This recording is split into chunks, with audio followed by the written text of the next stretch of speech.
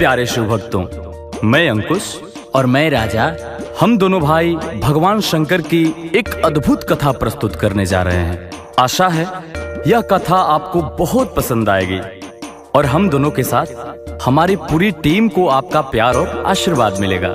जय भोलेनाथ। शिव की कथा सुनाने आया, ध्यान लगा कर सुन लो तुम। अपने मन को हंस बना कर भाव के मोती चुन लो तुम। बैठो आंखें बंद करो और शिव शंकर का ध्यान करो। शिव शंकर के नाम मंत्र का मन में मंत्रोच्चार करो।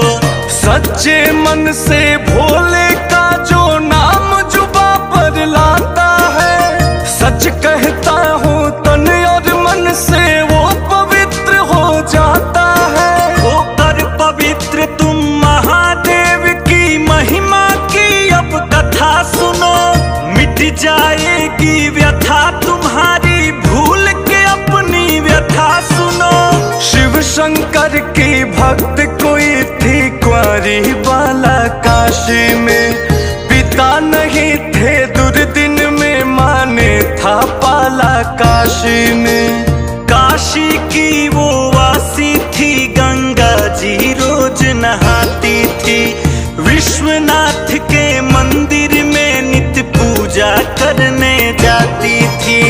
अभिलाषा थी कुंवारे मन की, सुंदर राजकुमार मिले। मेरी शादी हो जाए अब एक सुखी संसार मिले। शौक था पढ़ने लिखने का, वो घर में पढ़ाई करती थी। माँ बूढ़ी थी, सेठों के घर चौका सफाई करती थी। लेकिन उसका काम था छोटा, कुछ दिन से बीमार थी माँ। चलने फिरने कुछ करने से बिल्कुल ही लाचार थी माँ। जैसे तैसे दिन कटता था, जैसे तैसे रात सुनो। बीमारी में दवा भी लाने की थी नहीं औकात सुनो। माँ जब आहें भरती थी तो शिव को याद वो करती थी। अनहोनी कुछ हो ना जाए सोच के दिल में डरती थी। एक दिन ध्यान लगा कर शिव से बोली, प्रभु पधारो तुम। इस दुखियारी की विपदा को करके कृपा अब टारो तुम। नाथ सनाथ करो अब हमको, रखो हमें अनाथ नहीं। आपके आगे किस दिन बोलो, झुकता है ये माथ नहीं। माँ को ठीक करो भगवान, क्या मेरा भाव अधूरा है। दवा पास में गंगा जल में मिश्रित भंग धतूरा है। तेरी दया की यही दवा मैं माँ को रोज पिलाती हूँ। भूखी अपने भाग्य पे रोते रोते फिर सो जाती हूँ। एक दिन लड़की सोई हुई थी, अभी थी आधी रात हुई। रिमझिम सावन बरस रहा था, एक अचरज की बात हुई। लड़की ने सपने में देखा, विश्वनाथ घर आए हैं। माता पार्वती को भी वो अपने साथ मिलाए हैं। आंगन में है खड़े हुए, कुछ अधरों पर मुस्कान लिए। हाथ जोड़ कर खड़ी हुई वो, दिल में बहुत सम्मान लिए। विश्वनाथ ये बोल पड़े, तुम मन में धीर धरो बेटी। सुनो ध्यान से जो कहता हूँ, तुम वह काम करो बेटी। बन के कंवरिया वैद्यनाथ का करने तुम दर्शन जाओ। सावन में शिवलिंग को गंगा जल से तुम नहलाओ। सावन में श्री वैद्यनाथ का बेटी तुम सम्मान करो। माँ को छोड़ो मुझ पर जाओ, देवघर तुम प्रस्थान करो। इतना कहकर माता के संग हुए नजर झलनाथ, हवा हुए या पल में बन गए सावन वाले बादल नाथ। खड़ी जहाँ की तहाँ थी लड़की, खुशी हृदय में भारी थी, सुख के अंतिम छोर पे उस पल पहुंची हुई दुखियारी थी। रोई हुई आंखें थी उसकी, खोई हुई थी वो लड़की, सिरहाने माता के बैठी सोई हुई थी वो लड़की। टूट गया सपना वो उसका, शिव की पुजारन उठ बैठी, उसकी माँ भी शिव शंकर का करती सुमिरन उठ बैठी। माँ से लगी सपने का सारा हाल सुनाने वो लड़की, बात कहा था शिव ने जो सब लगी बताने वो लड़की। फिर महसूस किया उसने कि माँ की हालत अच्छी थी, बीमारी थी लेकिन उसकी अब कुछ सूरत अच्छी थी। माँ ने कहा अब देर करो मत, देवघर नगरी जाओ तुम, बहन के सरिया बन के कंवरिया बम बम मलख जगाओ तुम। देवघर ओ क्यों भेज रहे हैं उसका भेद वही जाने, हम तो उनके भक्त हैं उनकी बातों को ना क्यों माने। जाओ बेटी राह की हर एक मुश्किल को तुम सह लेना, वो जो भूखी रखे तो तुम खुशी से भूखी रह लेना। समय आ गया जोत जगा लो अपने मन में ज्ञान की तुम, शिव आज्ञा पे बढ़ के लगा दो बाजी अपने जान की तुम। माँ की बातें सुनकर बेटी चली बहुत उत्साह लिए, अपने मन में वैद्यनाथ की दर्शन की थी चाह लिए। तन पे केसरिया बाना और कांधे पे उसके कांवर था, महामंत्र सा लबों पे उसके नारा बम बम हर हर था। कांवरियों की लगी कतारें देख बहुत वो मस्त हुई, धूप तेज थी राह में लेकिन लड़की ना वो पस्त हुई। इधर भी बम बम उधर भी बम बम, बम बम की वो थी बेला, इधर कंवरिया उधर कंवरिया, कांवरियों का था मेला। जो देखा वो देखने को कहाँ भला मिल पाता है, जर बूढ़ा कांवर लेकर दौड़ा हुआ सा जाता है। देख रही थी मंत्र मुग्ध से कितना दृश्य सुहाना है, झूम रहा हर शख्स भाव में बना हुआ मस्ताना है। नाच रहे हैं बच्चे उनको भूख की है परवाह नहीं, वैद्यनाथ का दर्शन चाहिए और कोई भी चाह नहीं। देख देख के दृश्य सारा तेज बहुत ही चाल हुई, कांवरियों के बीच में जाकर और जरा खुशहाल हुई। जोश तो उसका टिका हुआ था बोल बम के नारे पर, अलख जगाती लड़की पहुंची एक दिन शिव के द्वारे पर। दूर दूर से भक्त थे आए, लगी हुई थी भीड़ बड़ी, कोशिश करके ज्योतिर्लिंग के हुई वो जाकर पास खड़ी। कहने लगी है वैद्यनाथ फरियाद बहुत मैं लाई हूँ, धाम तुम्हारे विश्वनाथ की भेजी हुई मैं आई हूँ। एक दुखियारी बेटी हूँ मैं बर्तन मांजने वाली की, इज्जत की दौलत तो बहुत है हालत है कंगाली की। इस दुनिया में माँ के सिवा ना मेरा कोई सहारा है, और बड़ी मुश्किल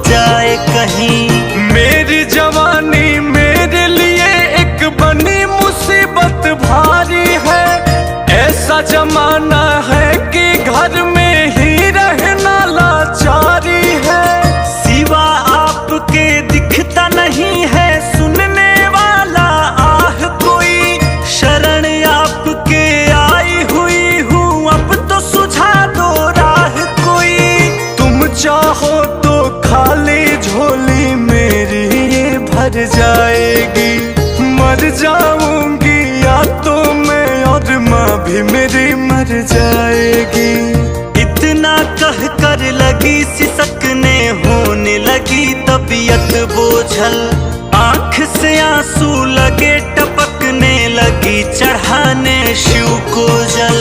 तभी अचानक उस लड़की को आने लगे भारी चक्कर। गश खाकर बेहोश हुई और जाके गिरी शिव पिंडी पर। भक्त के खातिर वैद्यनाथ को चमत्कार करना ही था। खाली झोली लाई थी, उसकी झोली भरना ही था। कई रोज बेहोश रही पर एक रोज जब आंख खुली, पाई खुद को एक कोठी में, हवा जहाँ थी इत्र धुली। वैद्यनाथ का चमत्कार था, कोई था संयोग नहीं। माँ थी उसके पास में बैठी, उसे था कोई रोग नहीं। धुले हुए कपड़े पहने थी, होठों पे थी एक मुस्कान। सच थे उसके सपने, हुए पूरे थे हुए उसके अरमान। कहने लगी ये बेटी उठ, अब लौट आया है दिन अपना। विश्वनाथ के कृपा से पूरा हो गया है हर सपना। बेटी तू बेहोश हो गई थी जब मंदिर के अंदर, तुझे उठा कर ले आया एक नौजवान यहाँ सुंदर। वैद्यनाथ को हाल बताने लगी थी जब तुम मंदिर में। रो रो करके दुखड़ा सुनाने लगी थी जब तुम मंदिर में। दुर्दिन का हर हाल सुना कर तुमको बहुत ही रोना पड़ा। देख रहा ये दृश्य था सारा, लड़का था एक पीछे खड़ा।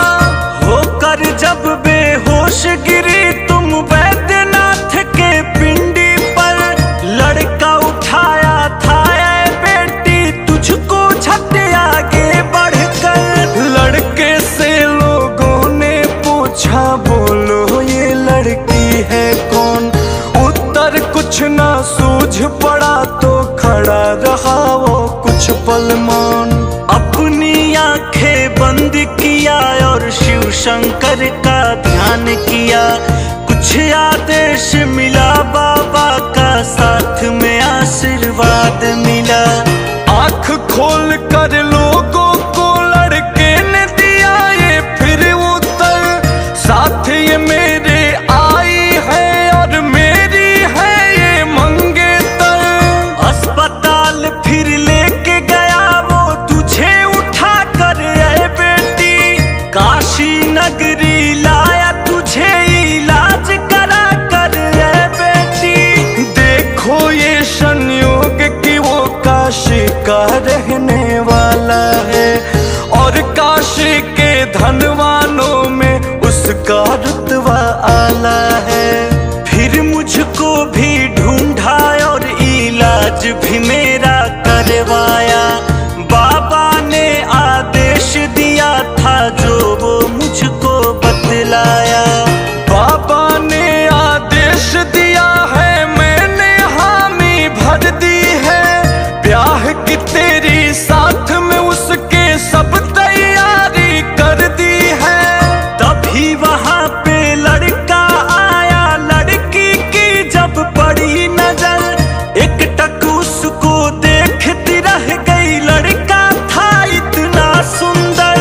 शादी उनकी हुई धूम से, लड़की बड़ी खुशहाल हुई। शिव की भक्ति करके वो कंगाल से माला माल हुई। नित्य मगर गंगा स्नान न करना छोड़ी वो लड़की।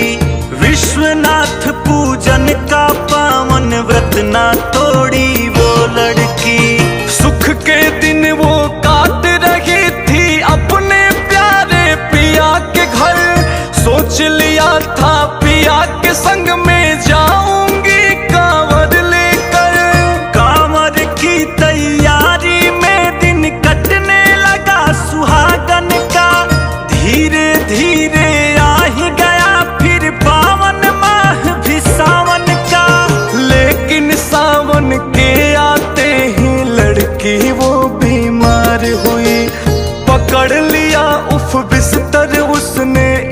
हद तक लाचार हुई। उसका पति जो भी हो सकता था वो सभी उपाय किया। डॉक्टरों को दिखाया, जाके वैद्यों से भी राय लिया। एक एक करके बीत रहे थे सावन के वो पावन दिन। रोती थी लाचार वो लड़की, बचे हुए कम दिन को गिन। विश्वनाथ और वैद्यनाथ का रटती थी वो पावन नाम। दोनों जगह का जल पीती थी दवा समझ के सुबह शाम। रिमझिम सावन बरस रहा था, अब एक दिन की बात सुनो। सोई थी बीमार वो लड़की, हुई थी आधी रात सुनो। सपने में उसने देखा कि वैद्यनाथ घर आए हैं। पार्वती माता को भी वो अपने साथ मिलाए हैं। देवघर नगरी से आकर वो खड़े हुए हैं आंगन में। लड़की बिस्तर से उठ बैठी, इतना जोश भरा मन में। वैद्यनाथ ये कहने लगे, बेटी सुन ध्यान से बात मेरी। दूर तुम्हारा दुख होगा और मिट जाएगी चिंता तेरी। इस हालत में पास मेरे ऐ बेटी नहीं आ सकती हो। आने का फल ना आके भी लेकिन तुम पा सकती हो। बन के कंवरिया विश्वनाथ को बेटी चढ़ाओ गंगा जल। तुझे मिलेगा सारे कंवरियों को मिलता है जितना फल। वैद्यनाथ और विश्वनाथ में बेटी है बस नाम का भेद। शिव पुराण पावन पढ़ लेना, चाहे पढ़ लेना तुम वेद। इतना कह कर बाबा ने फिर उसको आशीर्वाद दिया। उसका सारा कष्ट मिटाया, उसके रोग को दूर किया। लड़की ने फिर शीश झुकाया, बदल गया चेहरे का रंग। बाबा अंतर ध्यान हो गए माता पार्वती के संग। तो देखा शिव भक्तों, लड़की के सपने में पहली बार काशी वासी विश्वनाथ आए थे और उन्होंने उसे देवघर बाबा वैद्यनाथ के दर्शन के लिए भेजा था और उन्होंने उसकी मनोकामना भी पूर्ण की थी। लेकिन इस बार बाबा वैद्यनाथ उसके सपने में आकर उसे विश्वनाथ को जल चढ़ाने का आदेश देते हैं। तो ये दोनों एक हैं। आप सावन में शिव की पूजा करें, क्योंकि सावन शिव का महीना है। हर हर महादेव। अंतर ध्यान के होते ही लड़की का टूट गया सपना। आंख खुली तो देखा कि है बैठा पास पति अपना। लगी बताने अपने पति को सपने का वो सारा हाल। शिव के भक्त को कर दिया था शिव की भक्ति ने खुशहाल। हुई सुबह तो दोनों पहुँचे दशाश्वमेध के पावन घाट। गंगा नहाए और बनाए दोनों कंवरिया वाला ठाट। कांवर में गंगा जल भर वो विश्वनाथ को नहलाए। उनका पावन प्रसाद लेकर दोनों अपने घर आए। नहीं जो देवघर जा सकते हैं उनके लिए सुझाव है ये। सुन लो भक्तों, महादेव शंकर के मन का भाव है ये।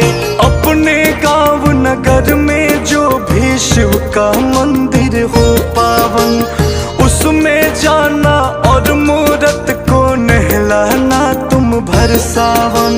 सुबह की पूजा सांध्य आरती का जो दीप जलाओगे, मन चाहा वर महादेव से ऐ भक्तों